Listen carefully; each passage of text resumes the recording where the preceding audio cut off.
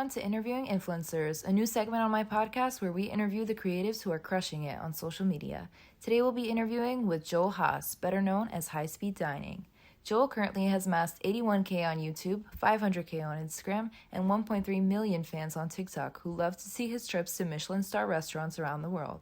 He's currently enjoyed 1,090 Michelin-star meals, and he's not stopping there. Joel also loves trying out other interesting restaurants and enjoying a dining experience. Without further ado, let's hear from the content master himself.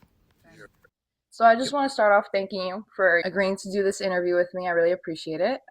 Definitely my class is going to enjoy this, especially hearing from like an influencer who has like so many followers. I think it's like almost 2 million, right? Across all platforms.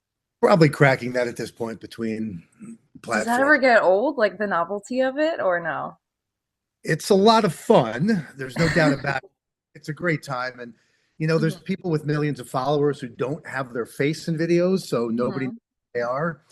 And then there's people like me who are front and center in their videos, and it becomes really cool. I mean, I go to events, people recognize me everywhere I go. I get stopped in the street. It's become a big thing. I spent 15 plus years in radio where nobody knew my face. You're not walking down the street and someone goes, "Hey, that voice sounds familiar." It just doesn't work that way. But with social media, it's been really cool. And I've done everything in my power to make sure people recognize who I am, that I am the brand.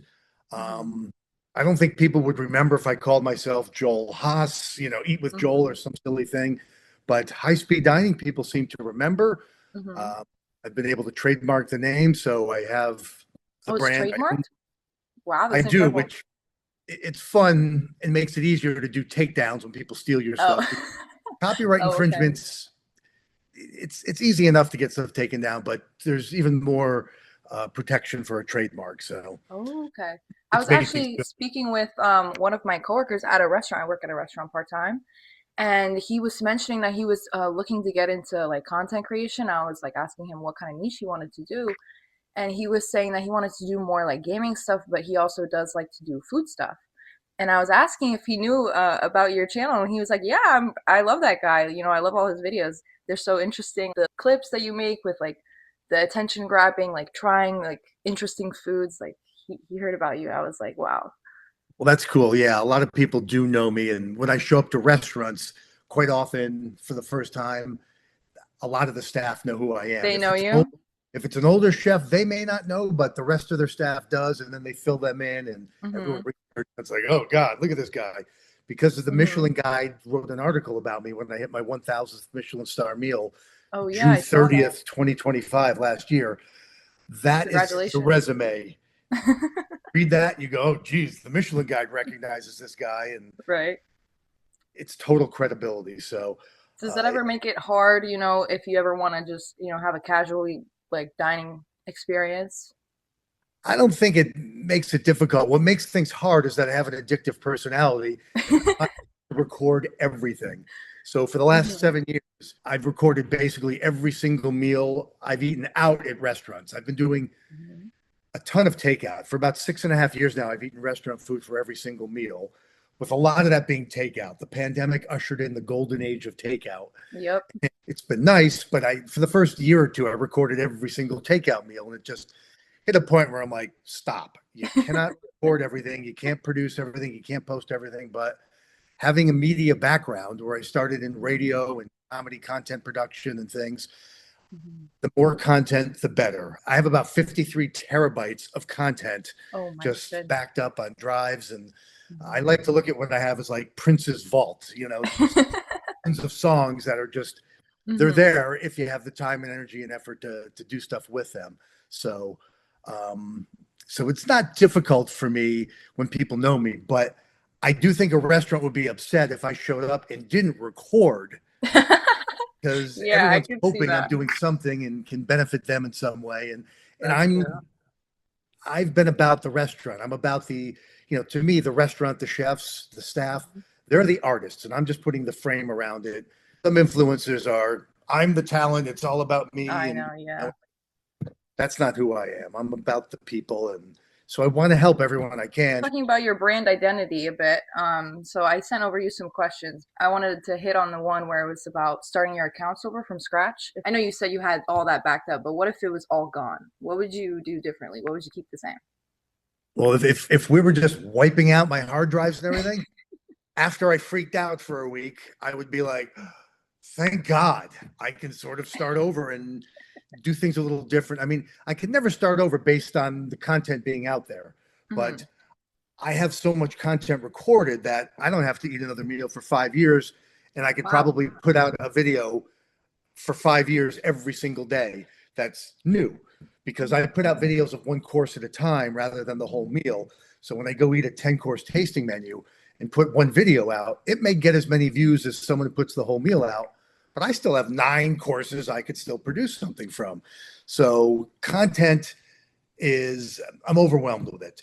Hmm. What I would do different in some ways, I don't know if I would or wouldn't, but what I always think about is most people they have a template. Hey, gang, today let's do this. Hey, gang, Hmm. hey, gang, hey, gang, or it's, everyone has the same setup, the same template.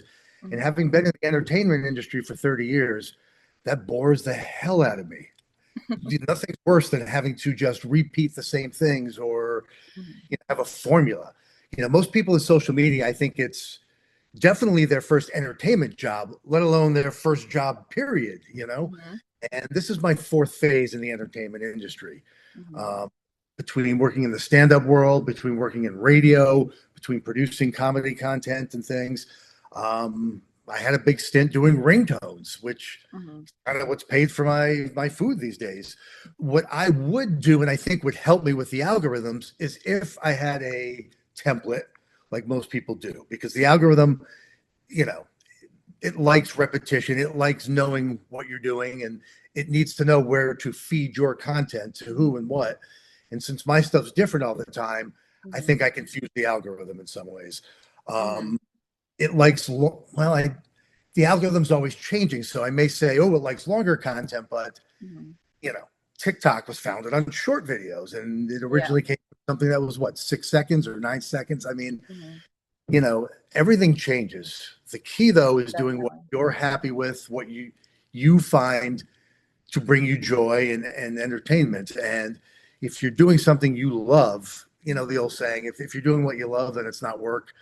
Um, it's paraphrasing it, but It's not um, worth doing. Yeah.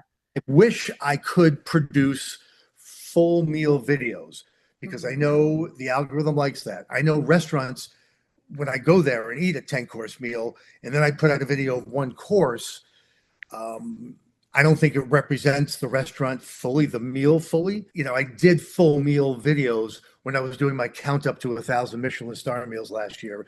Hmm. The 980 to 1,003, I did the full meals. Yeah. They took me 3 to 5 days to produce a video. And if I chopped them up into small ones, I could have done 3 to 5 videos Hmm. per video. So when a long one bombs, it's like, it's so Hmm. frustrating. I could have done shorter ones, which all would have done better than the one long one. Um, So it looks like so algorithms play a big part into, your business strategy with how you create content. So you were talking about how the algorithm is always changing, but do you have like a certain platform that you feel is more dependable? I know you have more followers on, TikTok and Instagram compared to, let's say, like YouTube. So would you say it's easier to go viral on, a certain platform? there have been times where, for sure, it was way easier. When TikTok was beginning, it was during the pandemic, Hmm. and there weren't a million people on it, and it started to pick up steam. Hmm. And they were really smart on blowing up everyone's content because everyone's like, "Oh my God, I'm huge on TikTok." So they ignored, I think, the other platforms as much, and everybody flocked to it. Hmm. And early on with TikTok, I think it was much easier to get a viral video. But as it's grown and gotten bigger, it's becoming harder and harder. Now that TikTok sold to a US entity, they redid the app. So there's different algorithms. I think a lot of people have a lot of complaints about where it's currently at, how hard it is. But ultimately, if you know how to create a great video and have Hmm. passionate content and you can generally do pretty well. The real key is the first 3 seconds of the video. You got to hook people, you got to grab them. It's hard to do this once upon a time and tell a story. You got to start with the hook. If the hook that once upon a time leads to something really visual and pretty cool, or an explosion, something that's exciting, you got to put that up front and, sort of boom. Oh, once upon a time, let me show you what got us to that big boom. Mm-hmm. You know, Definitely. so TikTok I blew up earlier on, and Mm-hmm. so I always love that most. I hate to say it, but it's too much of an addictive thing Mm-hmm. to have a viral video. I mean, you know, it's a great feeling when it's like, oh my God, I'm on top of the world. Things are great. But Definitely. Instagram picked up for me several years in. Mm-hmm. And when that started to blow up, it was great because I like to say TikTok will make you a star worldwide. Everybody watches TikTok. That really blows it up. But when it comes to restaurants, and I'm sure other formats, that's where all the restaurants are. That's where everyone has a resume and a place to go find the restaurant. So if you do well on Instagram, the chefs and the restaurants, in my sake, know who I am Yeah. and are excited about it.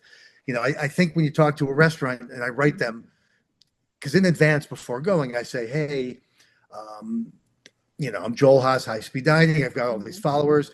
I'm not asking for anything for free. I pay for my meals, but I just want you to know I'll be there and I'm going to be recording and doing my thing. It's just me and a camera and a couple of table lights that don't bother anybody. Mm-hmm. So, first thing they do is look me up on Instagram. Mm-hmm. If they look So me up on for your TikTok, audiences, like, would you say it'd be primarily like foodies, like restaurants, chefs, things like that? How do you keep like a certain niche audience that, follows you on multiple platforms? well, that's the great thing about what I'm doing. I don't look at what I do as food reviews. I'm not a reviewer or a critic. I'm a cheerleader and a tour guide. I don't say you need to go here and try this. Mm-hmm. I say here's where I went and how much fun I had. If it looks like I'm having fun and it looks like it's something you'd like, Mm-hmm. there you go. That's for you to decide. My audience is different than a lot of other people. I think a lot of food people have followers who are watching for reviews or places to go. Well, I'll say half my audience are people who use me as a resource. Oh my God, we know Joel only eats at quality places, the Michelin-star, the top places. We want to watch him for ideas and recommendations. And since I travel the world, I often will pop into everyone's neighborhood every now and then, Mm-hmm. whether it's across the USA or overseas. Um, so people watch for resources. I will say my percentages aren't going to add up here, but 50% watch for a resource, 50% watch purely for entertainment. Oh, who is this goofball, this funny guy? He just eats anything. He is a caveman in these fine dining establishments, Mm-hmm. and he just has a good time. And that's relatable to people who don't eat the fancy foods and fancy places. Michelin loves me because I'm able to reach an audience that isn't the Michelin audience. Mm-hmm. So Definitely. people like watching me to see the fish out of water thing. Now I'll say another 50% of people, watch me because it's just like, oh no, I hate this guy. What's he do now to piss me off? I always called it the Howard Stern factor. Okay. Howard Stern used to have fans on FM radio that listened because they loved him. But the people Mm-hmm. who hated him listened even more Even because more. it's, oh, what's he going to do next to enrage me? And what can I complain about? That's definitely interesting. I mean, I think you post a couple of like comments that you get on your Instagram story. I've been following along for the past couple weeks, but I've seen, sometimes you post some comments from some haters. Do you ever find it difficult, to, take Now, in that other negative energy or positive energy? Like, does that affect you anyway? it makes me happy. I love the haters. There's several ways to look at this. First and foremost, for many months now, I've been answering and posting negative comments Mm-hmm. as stories on Instagram. And I get my negative comments from YouTube, from Facebook, from TikTok, and some from Instagram. When your followers like you, so they're not going to write anything negative. You've already reached the followers. That's why they're following you. They're following you for a reason. The haters, you're often exposed to new people when your videos go viral. And that's the great thing about it is when you're reaching when a video is statistically, the algorithm's happy with the numbers you're getting and the eyes you're getting in the comments and the forwards and shares.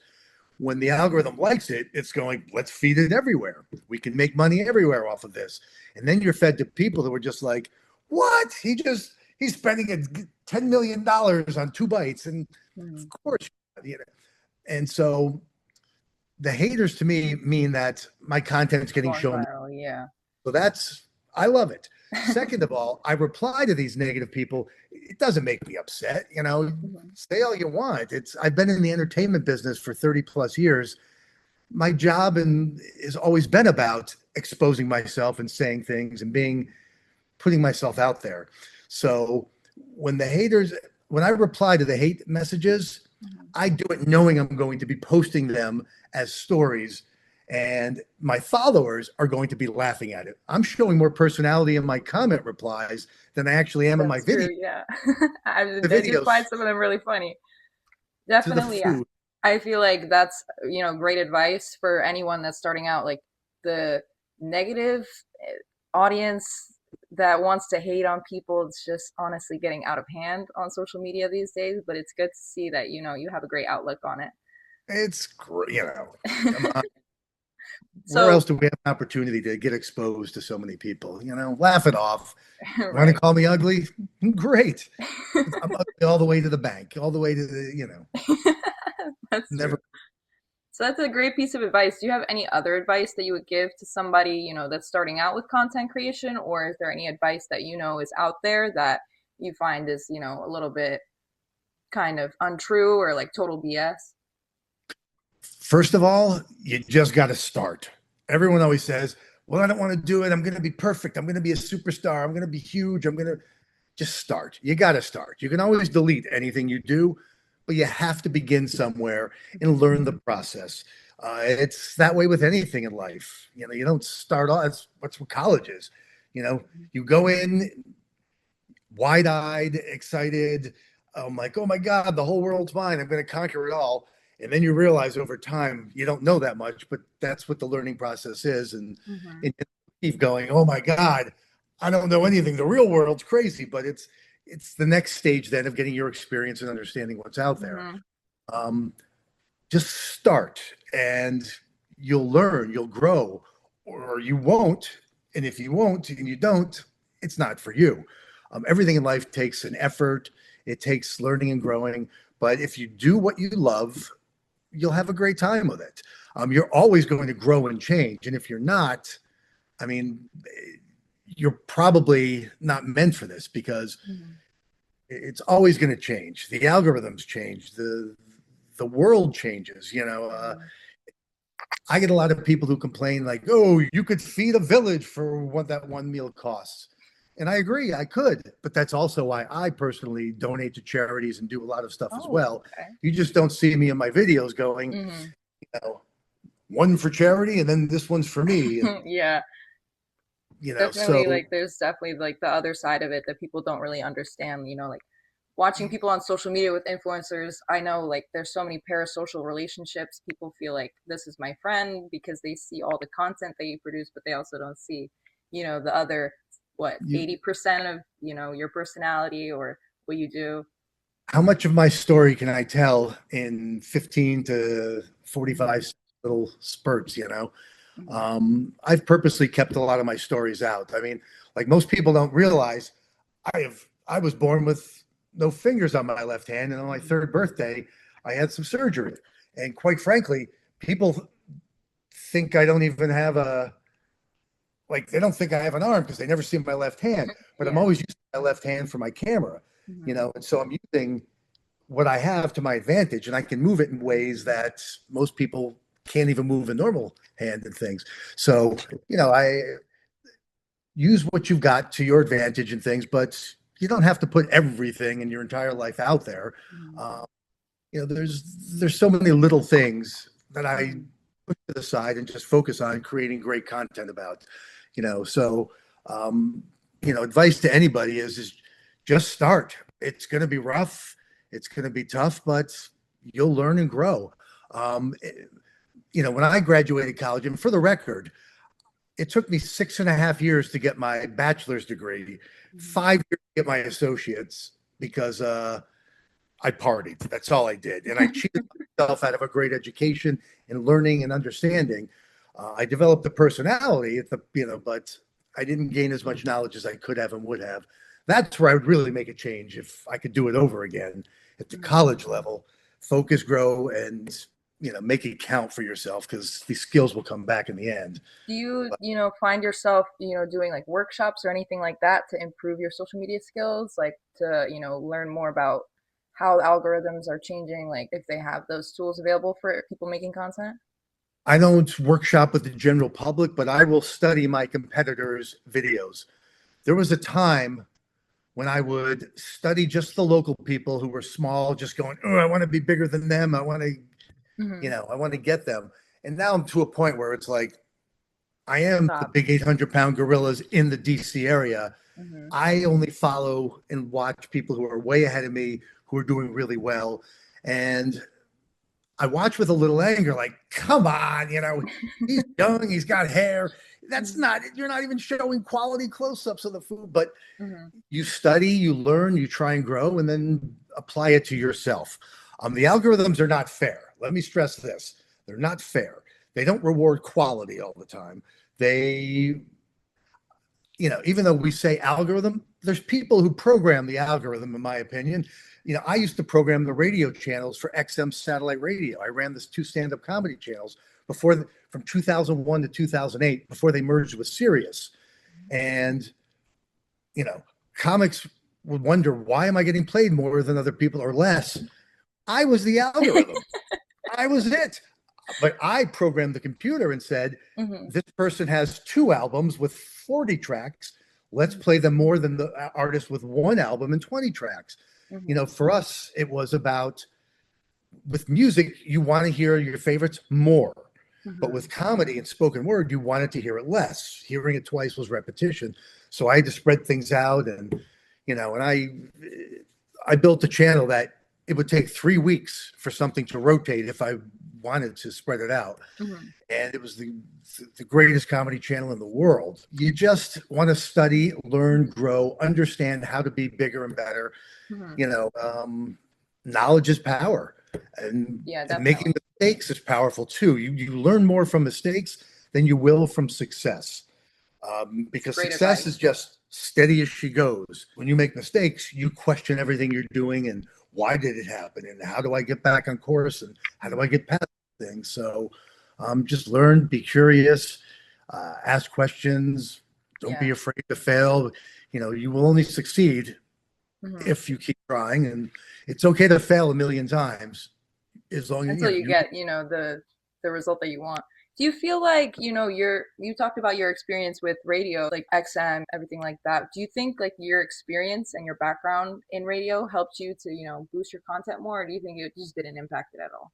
100%. I think everyone's background will impact what they do. I mean, if you worked in the industry and you're trying to do food stuff, you're going to approach it more from someone who has an understanding of what goes on. You see a lot of influencers, you've heard those horror stories about, what, you made me wait 5 minutes to get a seat and you didn't give me stuff for free. You're gonna see when as somebody who worked in a restaurant, you would be like, I would never do that. They don't understand what's coming on. I look at what I do is just DJing food. Hey, we just heard from Tuna Tartar coming up. It's filet mignon. I mean, that's essentially what I'm doing. I'm just Hmm. DJing. I'm having a good time with it. My background definitely has its influence. And you can see the comedy influence I have too in the years. Hmm. I was working in the stand-up comedy world early on, and that's what got me to XM, is that I had a background in radio and a background in the stand-up comedy clubs. I Hmm. used to do open mic and stuff, and I also worked in clubs, giving away, doing promotions and telemarketing, giving away free seats because empty seats sell no drinks. I apply all of that to what I'm doing now, and I could be doing things different and better, and Hmm. so much more could happen. And I'm in a little rut right now where some of my videos are getting, I'm just not doing well. And it's not because I'm not producing great content. It's because the algorithms are changing and they say they want to see more faces telling stories rather than bells and whistles and showing the food and things. But I think everyone's background has an influence. Yeah. And if you don't have a lot of experience with the world, I think you're approaching this with a little more of a naivety and whatnot. But you don't have to have your experiences to apply to this, but we are who we are for a reason. That's a good way to put it. I know we talked previously when we first met about how you prefer to do social media now. You don't want to go back to the radio content. But what if there was like any other type of, niche content that you could make on social media if it wasn't food? What would it be? Travel and leisure. Travel and leisure. That But I sounds, sort of, similar vein to the food, enjoying life. it really is because you travel for the food, and I just don't really show the airline flights and things like that. Hmm. Unlike most people, I think most people, they probably get a few thousand followers, they're already trying to get free meals and find a way to monetize things. There are definitely fields that pay more or have an easier entry point or are more glamorous in things. Some things you may have to create a product to now create videos to Hmm. sell that product or to talk about it. And then there's a lot of other things where it's just you show up, it happens, and boom, it's done. Hmm. You've got to figure out a way to weigh the return on investment in Yeah. this day. And social media it's a machine. Hmm. They just want you to crank it out every day. And Content, yeah. I think if you're a channel, a page that has been working well, producing one video a week, Hmm. then that's what the algorithm wants out of you, one a week. Hmm. If you're in a routine of doing one video a day and you stop doing them daily, I think your videos die quicker. You get They don't punished. do as well and you get punished, and they're trying to make you keep pumping them out at that Hmm. original speed. And that's crazy. And it's really upsetting to a guy like me who Hmm. I post a ton of stuff, but my Yeah. viral videos shouldn't die quicker than other channels Hmm. that last longer. And these Hmm. algorithms, they just pull your strings. So you've got to have a good Yeah. balance with this and know how to handle it and understand things. But I guess this goes to just find something you love doing Hmm. and do it, or research and see where the best points of entry are. You can learn to love things. You may not like doing something, but if it was paying really well, Hmm. puts a big smile on your face. You learn to For love sure. it. That's So definitely true. the So whole I don't world's want to out. take up too much of your time, Joel. I know you're a pretty busy guy. If you want I to take a pretend minute, I'm sorry? I pretend to be very busy. I have that's the great thing about working for yourself in social media is you can be busy when you want, take Hmm. time off when you want to. So choose your profession and your field Hmm. wisely. That's pretty good advice, especially for, my class, prospective college students looking to get into the field. So you dropped a lot of great advice on us today. Did you want to take a second, to shout out your socials? I can have everyone in my class give you good. High speed dining, I wear it everywhere. It's great branding. Hmm. But highspeeddining.com is my website. It's Hmm. got links to everything. But again, high speed dining and TikTok, Instagram, YouTube. Uh, I always say, yeah, follow anywhere. But quite frankly, Instagram has stories. So there's a lot more content going there. There's carousel. So there's a lot more there. So Instagram may be the best place to do it. But I know people in your class, I'd probably say 75% are living on TikTok more than any place. YouTube is, it took me 6.5 years to get monetized on YouTube. I Hmm. thought my channel was banned or had a problem. And then I started the second one. And in 6 months, I got monetized there. But I Okay. can't keep two channels up as well. But I guess bottom line is, you know, wherever you want to check me out, feel free. But you may not be into the fancy foods, but it's okay to look. It's okay to watch and have fun. Stay for the You personality. you don't have to look and watch to find where to go. You Hmm. can watch for the entertainment's sake, or if you want to hate me too, feel free. Bring it on. Write your negative comments. I don't care. The algorithm loves it, baby. All right. So Thank you so much, Joel, for Rutgers, baby, Rutgers. We're doing thank it. you. Nicole, A plus, A plus. You But thank did you it. so much for, agreeing to do this interview. I really appreciate, talking with you. Definitely, you have such a great personality. So it's always fun to hear from you. Soft hands, callous. It's just pick and choose your profession wisely, and good luck everybody in the real world out there. There's more money to be made now, I think, than ever. If you learn skills and can be your own boss and things, you can figure out how to do it and make it happen. Good luck, world. All right, folks, make sure to check Joel out on all his social media platforms with the username @HighSpeedDining. Check out his website, HighSpeedDining.com, to see everything that he's up to. And also make sure to check out my website, NicoleWilkes7.wordpress.com, to see more content like this. Till the next one, and stay positive, folks.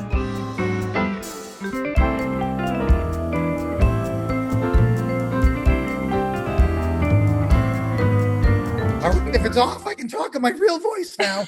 Right?